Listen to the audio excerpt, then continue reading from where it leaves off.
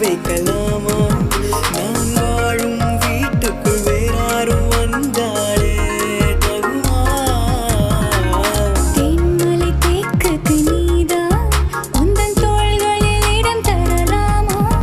நான் சாயும் தோள் மேல் வேறாரும் சாய்ந்தாலே தகுமா?